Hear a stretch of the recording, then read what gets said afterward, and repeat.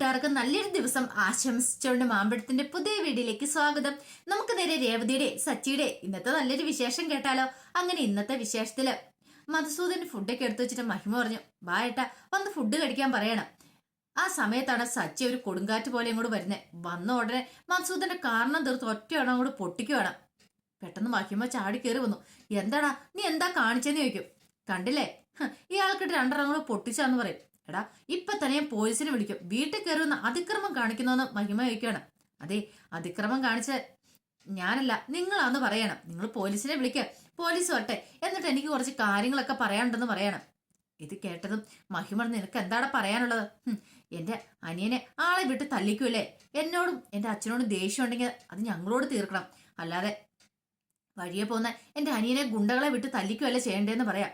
ഇത് കേട്ടതും മധുസൂദൻ പറഞ്ഞു, അതേടാ ദേഷ്യം തന്നെയാ, നിന്നോടും നിന്റെ അച്ഛനോടും എല്ലാവരും ഞങ്ങൾക്ക് ദേഷ്യം എന്ന് പറയാം.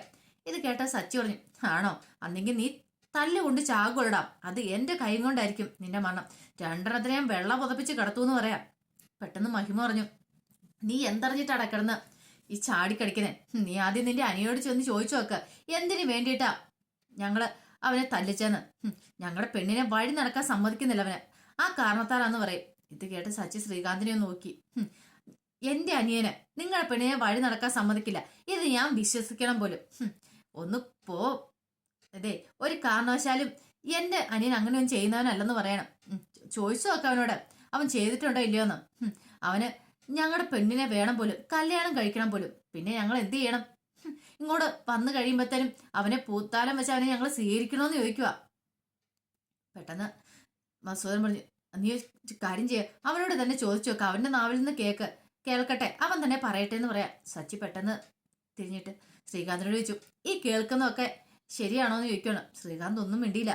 മഹിമ പറഞ്ഞു, കേട്ടില്ലേ, അവനൊരു അക്ഷരം പോലും മിണ്ടുന്നില്ല, അവര് നാവടഞ്ഞു പോയി എന്ന് പറയണം. പെട്ടെന്ന് സത്യമാണോടാ, നീ പറയണം. ഈ സമയം ശ്രീകാന്ത് പറഞ്ഞു, സച്ചിയാണ് ഇങ്ങോട്ട് വന്നേ എന്നും പറഞ്ഞ് സച്ചിനെ പുറത്തേക്ക് അങ്ങോട്ട് കൂട്ടിക്കൊണ്ട് പോവാണ്. എന്താ കാര്യം എന്ന് ചോദിക്കാം. സച്ചേട്ടാ, അത് പിന്നെ ഞാന് കാര്യം പറ, അവര് പറഞ്ഞാൽ എന്തെങ്കിലും കാര്യമുണ്ടോ? നീയും ആ പെണ്ണും തമ്മിൽ അടുപ്പത്തിലാണെന്ന് ചോദിക്കും. അല്ലാതെ പിന്നെ ഞാൻ സച്ചേട്ടാ, നീ സച്ചേട്ടൻ ഉദ്ദേശിക്കുന്ന പോലെ ഒന്നുമല്ല, വർഷ പാവമെന്ന് പറയണം.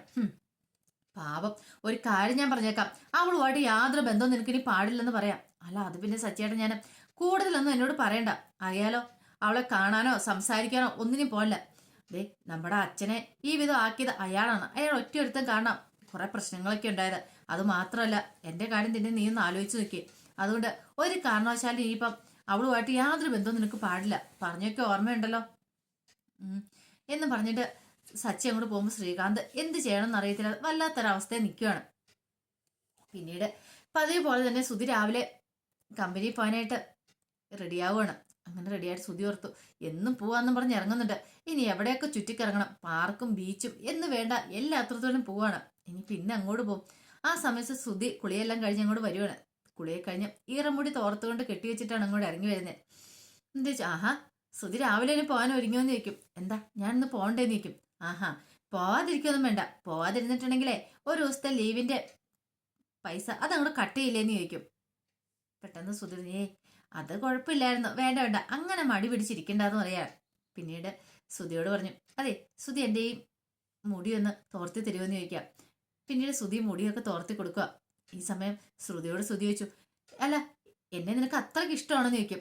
ഇത് കേട്ട ശ്രുതി പറഞ്ഞു, ഇഷ്ടമാണോന്നോ, എന്റെ ജീവൻ തുല്യം ഞാൻ സുധിയെ സ്നേഹിക്കുന്നുണ്ടെന്ന് പറയാ.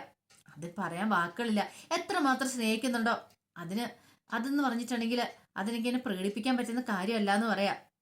ഈ സമയം ശ്രുതി പറഞ്ഞു, എനിക്കറിയാം നീ എന്നെ അത്രമാത്രം സ്നേഹിക്കുന്നുണ്ടെന്നുള്ള കാര്യമൊക്കെ. ഈ സമയം ശ്രുതി പറഞ്ഞു, ശ്രുതിക്ക് നല്ലൊരു ജോലി വേണം. ദേ ഇപ്പോഴേ ശ്രുതിക്ക് ഇങ്ങനെ കഷ്ടപ്പാടുകളൊക്കെ ഉണ്ട്, കുഴപ്പമില്ല, ആ കാർ ഷോറൂമിൽ കുറച്ച് നാളും കൂടെ ജോലി ചെയ്യുക. എല്ലാം ചെയ്ത് കഴിയുമ്പോൾ ശ്രുതിക്ക് നല്ല ഓഫർ വേറെ എവിടെന്തെങ്കിലും വരും, ശ്രുതി നല്ല പൊസിഷനിൽ എത്തുകയും ചെയ്യും, അതെനിക്ക് ഉറപ്പുണ്ടെന്ന് പറയാം. അല്ല അന്ന് ഞാനൊരു കാര്യം ചെയ്യട്ടെ, ആ ജോലി വേണ്ടെന്ന് വെച്ചിട്ട് വേറെ ഏതെങ്കിലും ജോലിക്ക് ട്രൈ ചെയ്യട്ടേന്ന് ചോദിക്കാം. വേണ്ട അത് വേണ്ട, ഇപ്പൊ കിട്ടിയേക്കുന്ന ജോലി തന്നെ ചെയ്യാം, പിന്നീട് നല്ലൊരു ജോലി കിട്ടിക്കുമ്പോൾ അവിടുന്ന് മാറിയാൽ മതി. ശ്രുതിക്കറിയാലോ ഈ മാസം തൊട്ട് വീട്ടിലെ കാര്യങ്ങൾ ചെലവുകളും കാര്യങ്ങളൊക്കെ നോക്കണം. പിന്നെ എന്റെ പൈസ കൊണ്ട് നമുക്ക് അത്യാവശ്യം കടങ്ങളൊക്കെ വീട്ടാന്ന് പറയാം. അമ്മ പലിശയ്ക്ക് പൈസ മേടിച്ചിട്ടില്ലേ, ആ പണം കൊടുക്കണ്ടേന്ന് ചോദിക്കുക. അത് ശരിയാ. പിന്നെ ഒരു കാര്യം, അതെ ഇനിയിപ്പോ ഇതിനെക്കുറിച്ചൊന്നും ചിന്തിച്ച് ടെൻഷൻ അടിക്കൊന്നും വേണ്ട കേട്ടോന്ന്. ഇല്ല എന്നാ ശരി, പോയിക്കോളാൻ പറയണം. അങ്ങനെ ശ്രുതി അങ്ങ് നടക്കുമ്പോൾ ശ്രുതി പെട്ടെന്ന് ചോദിച്ചാൽ, അല്ല ബാഗ് എടുക്കുന്നില്ലേന്ന് ചോദിക്കും. ഓ ആ കാര്യം ഞാൻ അങ്ങോട്ട് മറന്നുപോയെന്ന് പറയണം. അങ്ങനെ ബാഗ് ഇട്ട് തോളത്തിട്ട് കഴിഞ്ഞു പെട്ടെന്ന് ശ്രുതി പറഞ്ഞു, ഒരു കാര്യം ഞാൻ പറയാൻ മറന്നുപോയി. എന്താ? അല്ല ഇന്ന് എന്ന് കഴിയുമ്പോൾ ഒരു 3 ദിവസത്തെ ലീവിന് അപ്ലൈ ചെയ്യണമെന്ന് പറയണം. 3 ദിവസത്തെ ലീവോ? അതെന്തിനാ?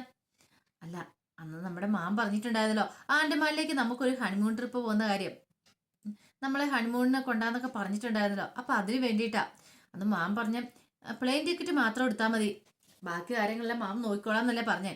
അപ്പൊ സുധി സമ്മതിക്കുകയും ചെയ്തല്ലേ പ്ലെയിൻ ടിക്കറ്റ് എടുക്കാന്ന്. ഒരു കാര്യം ചെയ്യാം, സുധി പ്ലെയിൻ ടിക്കറ്റ് എടുത്തോ, നമുക്ക് ഉടനെ തന്നെ ഇവിടെ നിന്ന് രക്ഷപ്പെടാം കുറച്ച് ദിവസം. കാരണം ഇവിടെ നിന്നിട്ട് എനിക്ക് ആ പടം തലയ്ക്ക് ഭ്രാന്ത് എടുക്കുന്നുണ്ട്. സുധിയുടെ അനിയന്റെ കാര്യമൊക്കെ എടുത്തിട്ട് ആകെപ്പാട് ടെൻഷനാ, ഒരു സമാധാനം ഇല്ലാത്ത അവസ്ഥയാന്ന് പറയാം. സുധിക്ക് എന്ത് മറുപടി പറയാൻ നടത്തില്ല. എന്താ സുധി ആലോചിക്കുന്നത്? ഒന്നുമില്ല, ഞാൻ എടുക്കാന്ന് പറഞ്ഞിട്ട് പോവാണ്. ഈ സമയം സുധി ആലോചിച്ചു, എങ്ങനെ എടുക്കാനാന്ന് പറ, എവിടെ നിന്ന് എടുക്കും? 5ന്റെ പൈസ കയ്യിലില്ല, പിന്നെ പ്ലെയിൻ ടിക്കറ്റ് എടുക്കാൻ നല്ലൊരു എമൗണ്ട് ആവുകയും ചെയ്യും. ദൈവമേ, ഇനി എന്താ ഒരു വഴി നോർത്ത് സുധി ഇങ്ങനെ നടക്കണം. പിന്നീട് പെട്ടെന്ന് ഓർത്തു, താൻ കുറെ ദിവസം കാർ ഷോറൂമിൽ ജോലിക്ക് പോയിട്ടുണ്ടായിരുന്നു, അവിടെ ചെല്ലാം. താൻ ജോലി ചെയ്ത ദിവസത്തെ ശമ്പളം ചോദിക്കുകയാണെങ്കിൽ അത്ര ആയില്ലേ എന്ന് വിചാരിച്ചുകൊണ്ട് സുധി നേരെ അങ്ങോട്ട് പോവാണ്. അങ്ങനെ ചെന്ന് ഷോറൂമിനകത്തേക്ക് ഒന്ന് കയറി. ഈ സമയത്ത് അവിടുത്തെ സ്റ്റാഫ് വന്നിട്ട്, എന്താ എനിക്ക് സാറിനെ ഒന്ന് കാണുന്നത്? എന്തിനാ കാണുന്നത്? ഞാൻ കുറച്ച് ദിവസം ഇവിടെ ജോലി ചെയ്തിട്ടുണ്ടല്ലോ, എനിക്ക് അതിന്റെ ശമ്പളം വേണമെന്ന് പറയും. ശമ്പളം അത് നിനക്ക് കൊള്ളാം, ഇപ്പോഴങ്ങോട്ട് ചെന്ന് കൊടുക്ക്, ഉറപ്പായിട്ട് ശമ്പളം തരുമെന്ന് പറയാം. അതെന്താ അങ്ങനെ പറഞ്ഞേ? എടാ, നീ കാരണം സാറിന് എത്രമാത്രം നഷ്ടം ഉണ്ടായെന്നറിയാവോ? നിന്നെ കണ്ടിട്ടുണ്ടെ കൈയും കാലും തല്ലി ഓടിക്കുന്നു പറഞ്ഞ് സാറിരിക്കുന്നത്. അതെങ്ങനെ ശരിയാവും? ഒരു കാര്യം ചെയ്യാം, എനിക്ക് ശമ്പളം തന്നില്ലെങ്കിൽ ഞാൻ പോലീസ് കൊണ്ട് കംപ്ലൈന്റ് കൊടുക്കുമെന്ന് പറയാം. ഇത് കേട്ടത് ആ സ്റ്റാഫ് പറഞ്ഞു, അതെ നീ കംപ്ലൈന്റ് കൊടുക്കണ്ട, നിന്നെ കണ്ടു കഴിഞ്ഞാൽ സാർ കംപ്ലൈന്റ് കൊടുത്തോളൂ. നീ അത്രമാത്രം വലിയ കാര്യങ്ങളാണല്ലോ ഇവിടെ ചെയ്തു വെച്ചിരിക്കുന്നത്. എടാ, ഇത് കേട്ട ശ്രുതി പറഞ്ഞു, അതെന്ത് വർത്താനാ പറയണേ? ഞാനിവിടെ 10-20 ദിവസം ജോലിക്ക് വന്നതല്ലേ, അപ്പൊ എനിക്ക് എന്റെ ശമ്പളം കിട്ടണ്ടേ? ഞാൻ ഇവിടെ ജോലി ചെയ്തല്ലേന്ന് ചോദിക്കും. പെട്ടെന്ന് ആ സ്റ്റാഫ് പറഞ്ഞു, അതെ ജോലിക്ക് വന്നതെന്നുള്ളത് ശരി തന്നെയാ, പക്ഷെങ്കിൽ നീ ജോലി ചെയ്തെന്ന് മാത്രം പറയരുത്. ഇവിടെ വന്ന് ഫോണെ നോണ്ടിക്കൊണ്ടിരിക്കുന്നതിനാണോടാ നിനക്ക് ശമ്പളം തരുന്നതെന്ന് ചോദിക്കാം. ദേ ഉള്ള നേരത്തെ ഇവിടെ നിന്ന് രക്ഷപ്പെടുവാണെങ്കിൽ നിന്റെ തടി കേടാതെ നിനക്ക് പോകാൻ പറ്റും, അല്ലെങ്കിൽ മിക്കവാറും നിന്റെ കയ്യും കാലും തല്ലി ഒടിഞ്ഞ് നീ ഇവിടെ കിടക്കൂന്ന് പറയണം. ഇത് കേട്ടപ്പോൾ ശ്രുതിക്ക് മനസ്സിലായി ഇനി അവിടെ നിന്നും കിട്ടാൻ പോകുന്നില്ല. പിന്നീട് അയാൾ പറഞ്ഞു, ഇറങ്ങി പോടാന്ന് പറഞ്ഞുകൊണ്ട് ശ്രുതിനെ പിടിച്ച് വെളിയിലേക്ക് അങ്ങോട്ട് തള്ളുവാണ്. ശ്രുതി ആകെപ്പാടെ നിരാശാ കാമുകനെ പോലെ അവിടുന്ന് താഴെ ഇറങ്ങി വരുവാണ്. ശ്രുതിക്ക് മനസ്സിലായി ഇനി ഇവിടെ നിന്നിട്ട് കാര്യമൊന്നും ഇല്ലാന്ന്.